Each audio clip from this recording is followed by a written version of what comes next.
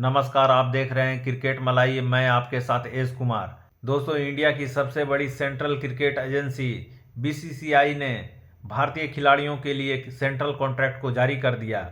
ऐसे में यह जानना जरूरी हो जाता है कि ये सेंट्रल कॉन्ट्रैक्ट है क्या, इससे भारतीय खिलाड़ियों पर क्या असर पड़ता है। एक ऐसी संस्था, एक ऐसी गवर्निंग बॉडी जो पूरे इंडिया में क्रिकेट को कंट्रोल करती है। इस कॉन्ट्रैक्ट के जरिए जो भी खिलाड़ी आते हैं उन्हें इंटरनेशनल लेवल पर T20, वनडे और टेस्ट मैच खेलने का मौका मिलता है। लेकिन ये सेंट्रल कॉन्ट्रैक्ट किस चिड़िया का नाम है, आखिर इससे खिलाड़ियों को क्या फायदा होता है, तो इस वीडियो में हम बीसीसीआई के द्वारा जारी किए गए खिलाड़ियों के सेंट्रल कॉन्ट्रैक्ट के बारे में पूरी डिटेल्स से जानेंगे। दोस्तों, आप इसे इस प्रकार समझे कि बीसीसीआई क्रिकेट की सबसे बड़ी भर्ती एजेंसी है।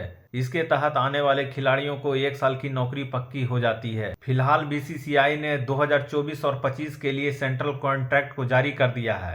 इस सेंट्रल कॉन्ट्रैक्ट को 4 भागों में बांटा गया है। दोस्तों, पहला है A+, दूसरा है A, तीसरा है B, चौथा है C। अब हम जानने का प्रयास करते हैं कि इन चारों श्रेणियों में क्या अंतर है। इसका अंतर रकम के हिसाब से किया गया है।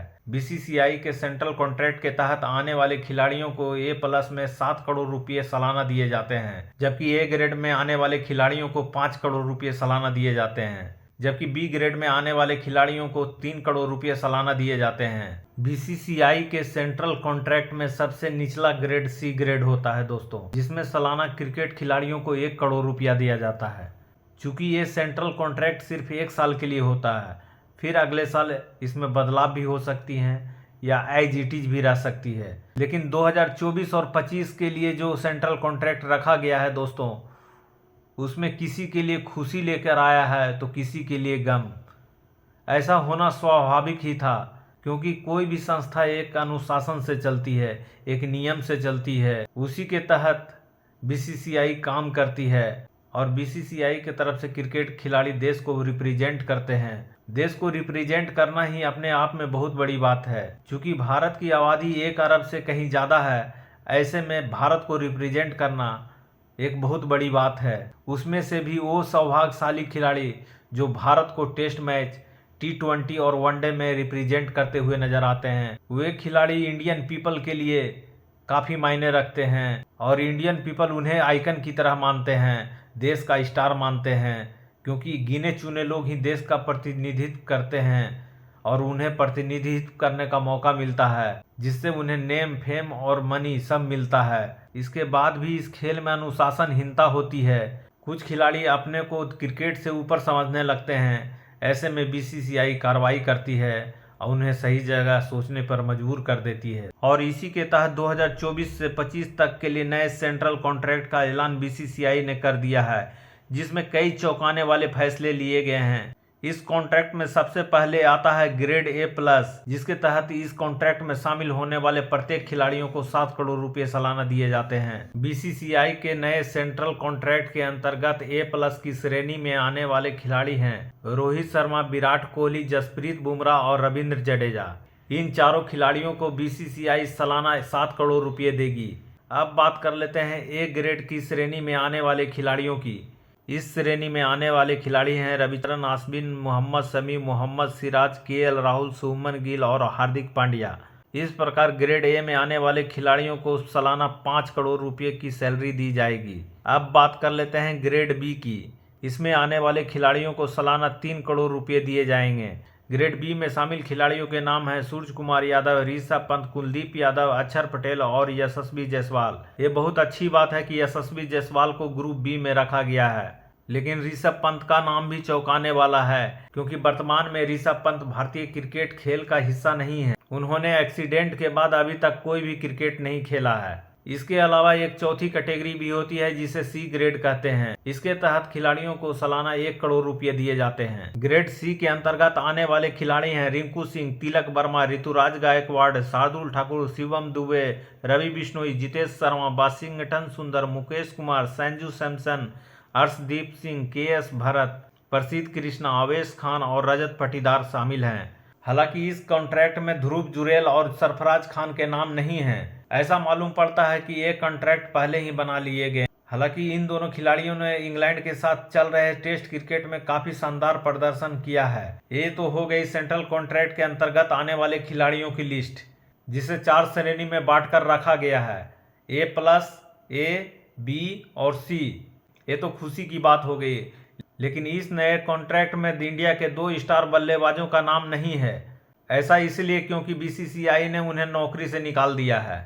इससे समझा जा सकता है कि बीसीसीआई ने उन्हें टीम से विदाई दे दी है। जी हाँ दोस्तों, क्योंकि खबर ही ऐसी है। बहुत ज़्यादा शॉकिंग इसलिए भी है क्योंकि ये दोनों खिलाड़ी तीनों फॉर्मेट में खेल रहे थे और अच्छा भी खेल रहे थे और दोनों ही अच्छे खिलाड़ी हैं। ऐसी भी उम्मीद की जा रही है कि हो सकता है कि उनका डिमोशन हो जाए, लेकिन ये क्या बात हुई कि उन्हें तो सेंट्रल कॉन्ट्रैक्ट से ही बाहर कर दिया गया। बीसीसीआई के सेंट्रल कॉन्ट्रैक्ट से बाहर होने वाले 2 खिलाड़ियों के नाम हैं, पहला ईशान किशन, दूसरा श्रेयस अय्यर। अब ये जानना बेहद ही महत्वपूर्ण हो जाता है कि आखिर इन दोनों खिलाड़ियों ने क्या ऐसा किया है जिसके कारण उन्हें सेंट्रल कॉन्ट्रैक्ट से बाहर कर दिया गया है। तो लगे हाथों इस मामले को भी जान लेते हैं। ये दोनों खिलाड़ी टीम इंडिया के लगभग हर फॉर्मेट में टीम का हिस्सा थे, वह भी वर्ल्ड कप तक। उसके बाद टीम इंडिया ने टेस्ट सीरीज भी खेली। अफ्रीका में दोनों को टीम में रखा गया, लेकिन फिर क्या हुआ, अफ्रीका वाली सीरीज से ईशान किशन बहाना बनाकर हैप्पी न्यू ईयर मनाने चले गए और उन्हें पार्टी करते हुए देखा गया। ऐसा भी हो सकता था कि वो टेस्ट क्रिकेट भी खेलें और खेल का मजा भी लें। उन्होंने सिलेक्टर्स और बीसीसीआई को बताया कि वे मेंटली थकान से गुजर रहे हैं, उन्हें छुट्टी चाहिए। लेकिन ये क्या, वे तो मस्ती करते हुए नजर आ रहे हैं, वो फिट होते हुए भी नहीं खेल रहे हैं। उन्हें दुबई में पार्टी करते हुए देखा गया। हालांकि ईशान किशन को छुट्टी भी मिल गई, लेकिन उस अवकाश में वो मस्ती करते हुए नजर आए। साथ ही सिलेक्टर्स और बीसीसीआई की बातों को इग्नोर करते रहे। बीसीसीआई सिलेक्टर्स और कोच के तरफ से कहा गया कि अगर टीम इंडिया में आना है तो उन्हें रणजी ट्रॉफी खेलनी होगी या अपने स्टेट को रिप्रेजेंट करते हुए खेलना होगा, लोकल टूर्नामेंट पर ध्यान देना होगा। लेकिन ईशान किशन ने उनके बातों को नजरअंदाज कर दिया। वे अनुशासनहीनता पे उतर गए। उन्हें लगने लगा कि वे क्रिकेट से ऊपर हैं और इसका नतीजा हम लोगों के सामने है। बीसीसीआई ने उन्हें सेंट्रल कॉन्ट्रैक्ट से ही अलग कर दिया। यही हाल श्रेयस अय्यर का भी है। उन्होंने बहाना बनाया कि उनकी तबीयत ठीक नहीं है, उन्हें बैक पेन है। लेकिन जब Shreyas Iyer national cricket academy Bangalore में जाते हैं तो उन्हें फिट घोषित किया गया। वो किसी एंगल से नहीं लग रहे थे कि वो क्रिकेट नहीं खेल सकते थे। वे सभी फॉर्मेट में परफेक्ट नजर आ रहे थे। भले ही वे टेस्ट क्रिकेट को अच्छे ढंग से नहीं खेल रहे थे और ना ही वे रणजी ट्रॉफी का हिस्सा बन रहे थे। कुल मिलाकर देखा जाए तो दोनों ही खिलाड़ी, चाहे ईशान किशन हो या श्रेयस अय्यर, वे रणजी ट्रॉफी से ज्यादा आईपीएल को तरजीह दे रहे थे। लेकिन अंत में उन्हें बात माननी ही पड़ी। ऐसे में हमारे देश के कोने कोने में 2 कहावत बहुत ही मशहूर है। एक तो पानी में रहकर मगरमच्छ से बैर नहीं करनी चाहिए, दूसरा ये कि अब पछताए तो होत किया जब चिड़िया चुग गई खेत। यही बात ईशान किशन और श्रेयस अय्यर के साथ हो रही थी। जब बीसीसीआई सिलेक्टर्स और कोच समझा रहे थे तो वे समझ नहीं पा रहे थे। ये दोनों खिलाड़ी अपने आप को बीसीसीआई सिलेक्टर्स और कोच से ऊपर समझ रहे थे।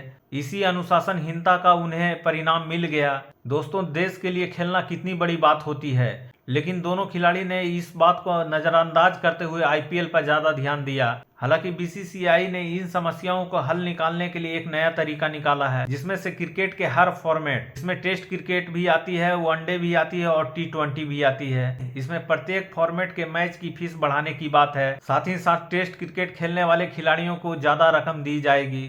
तो इस पूरे प्रकरण पर और बीसीसीआई के सेंट्रल कॉन्ट्रैक्ट पर आप सबों की राय क्या है? क्या हमें देश के लिए खेलना चाहिए या सिर्फ पैसे के लिए खेलना चाहिए या दोनों के लिए खेलना चाहिए या दोनों का समन्वय होना चाहिए? हमें कमेंट करके जरूर बताएं। वीडियो पसंद आए तो क्रिकेट मलाई चैनल को लाइक, शेयर और सब्सक्राइब जरूर करें। फिलहाल इस वीडियो को देखने के लिए बहुत बहुत शुक्रिया।